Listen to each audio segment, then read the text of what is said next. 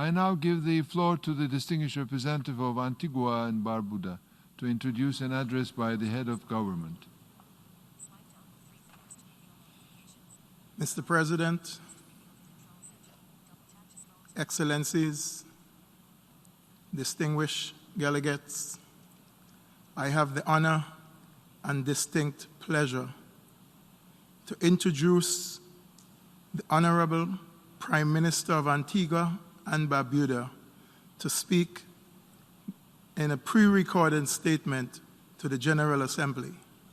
Excellencies, the Right Honorable Dr. Gaston Alphonso Browne, Prime Minister of Antigua and Barbuda. I thank you. Mr. President, Secretary General, distinguished delegates, ladies and gentlemen, happy 75th anniversary. Collectively, the member states of these United Nations are failing in our responsibility to our one planet and in our duty to the peoples of our one world. At each of the past 74 sessions of this General Assembly, many pledges have been made to make the international community less inequitable, and many commitments have been given to lift up the poor and vulnerable, and many declarations have been issued to end the scourge of war. Yet, in the 74 years that have passed since the first session of this General Assembly on January 10th, 1946, the world has experienced only brief efforts to deliver these pledges, commitments, and declarations. Those efforts were vital. They made a difference. With each of them, mankind made some progress on the path to human equality, environmental safety, and global security. But despite them, the benefits of wider inclusive international cooperation are now being sacrificed by the powerful on the altar of attaining their narrow, exclusive national advantage. Never before has the world had such ample technical and financial resources to address the challenges facing all mankind, including the ravages of climate change, pandemics, food security, malnutrition, hunger, and poverty. The problem is that these resources are concentrated in the capitals of a few nations, which have retreated from contributing to meet those challenges and to overcome them for the good of all humanity. As this assembly is held, developing countries, particularly small states, are trapped in a downward spiral of economic decline and environmental degradation, which they did not create and over which they have no control. There are no trends identifiable today, no programs or policies that offer hope of narrowing the gap between the rich and poor, let alone to bridge it. What the world is witnessing is a march by the richest nations away from any obligations to global good. The drums of nationalism are drowning out the cries for global solidarity, without which the world's peace, progress, and prosperity will never be assured, nor will the principles upon which the United Nations organization was founded ever be satisfied. This is not the future we want. That is not the future we deserve. If ever there was a time for the nations of the world to jointly confront threats to all of them, the time is now. The COVID-19 pandemic has brought that realization directly in the face of all of our nations. It is global in its sweep and universal in its dangers. Not only has it visited a public health emergency on each nation, it has wreaked economic havoc in all of them. The perils of the pandemic loom large across the globe, jumping across the divides of national borders and defying the belief that rich nations can survive while poor nations succumb. The pandemic has added to the dangers of climate change, which is as pernicious as the COVID-19 pandemic in its reach and insidious in its impact. The poor and the vulnerable are already the first to suffer from the economic impact of COVID-19 and climate change. But the rich have not been spared, and they certainly will not be spared. And narrow nationalist policies that undermine international cooperation will make matters worse, not better. Every nation of the world is a marketplace for others. The chain of supply and sales are global. Countries are now inextricably interlinked for tourism and business by air and sea transportation, and also by the goods and services we each buy and supply, including science and technology. No nation, however wealthy, can survive if its markets dwindle and its sources of supply decline. We all are interdependent, however large or small.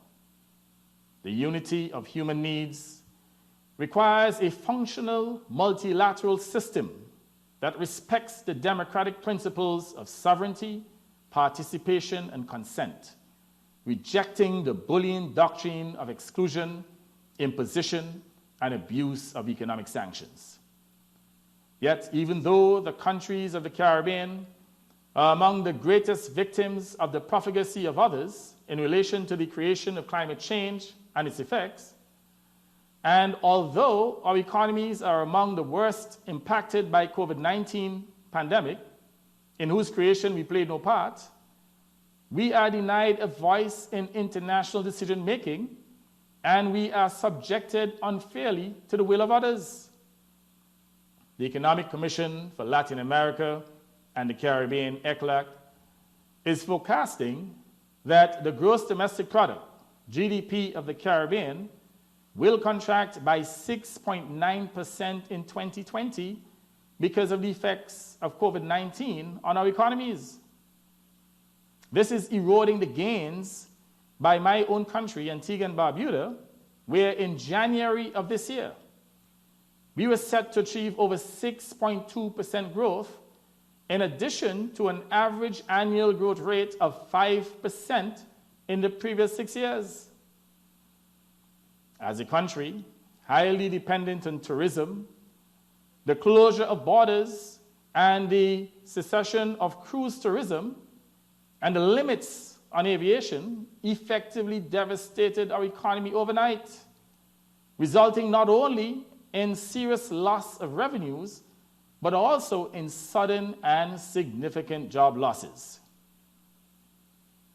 Governments have had to expend enormous resources, spending as high as 8% of GDP to mitigate the impact of the public health crisis amid this extraordinary decline in revenues and foreign exchange.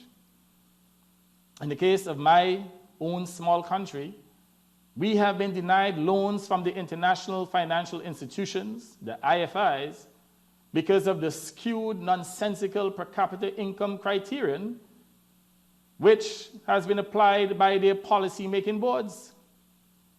The result has been that apart from a line of credit from the Inter-American Development Bank that is yet to be consummated, Antigua and Barbuda has received not 1 cent from the international financial institutions to help us to meet the enormous challenges that have brought much larger countries to their knees. In our own case, the approach of the Paris Club of official debt holders has been particularly callous, absolutely insensitive during this unprecedented global pandemic. The Paris Club has not found it possible to agree to suspension of debt payments, debt rescheduling, or debt forgiveness to allow countries like mine an opportunity to cope with the extraordinary challenges confronting us, in which we played no part in creating. Amidst the circumstances of dwindled revenues and extraordinary expenses, the Paris Club is demanding repayment of decades-old delinquent loans that simply cannot be repaid at this time.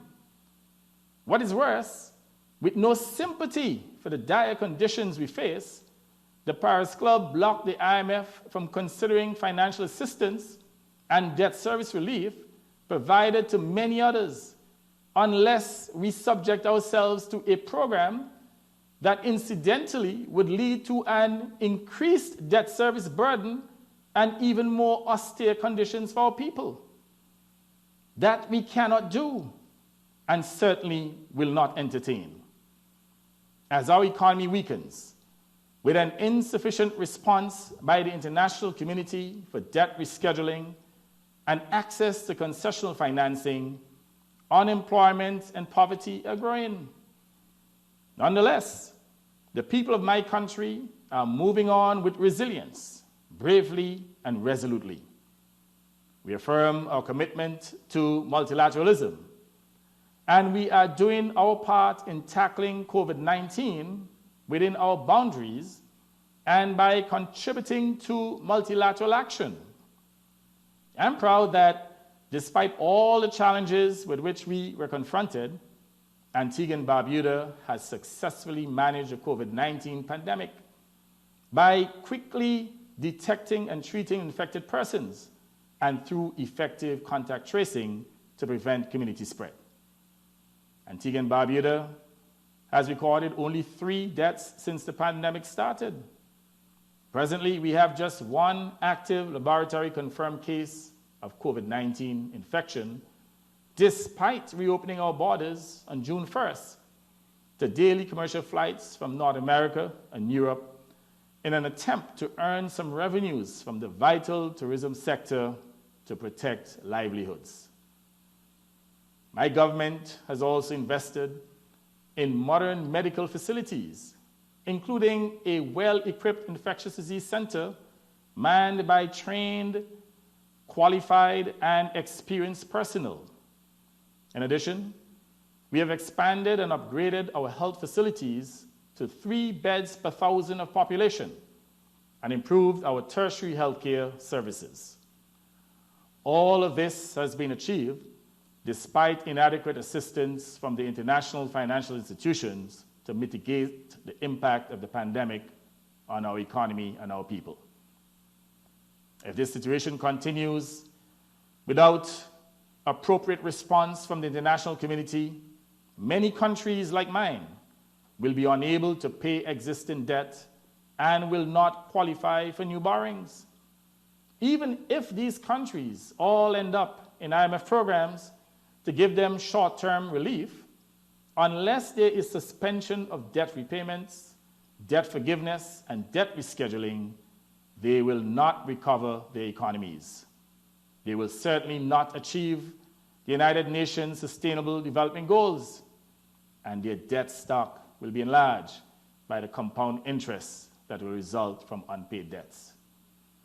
Unfortunately, the economic development they have so far achieved will be reversed with little prospect of recovery. This is not the world we want. What we need is proactive financial intervention by the IFIs, and for them to do so now, not tomorrow. Tomorrow's intervention may be too late.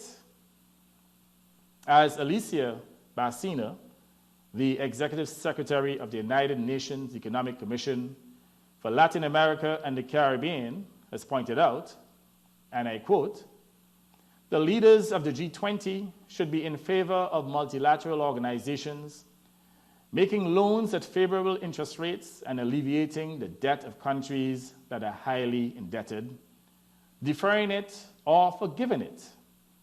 If that does not occur, the payments will be impossible and fiscal space will be compromised. Exceptional measures are required to confront an unprecedented crisis.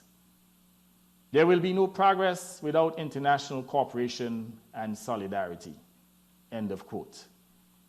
This is a statement we endorse in its entirety.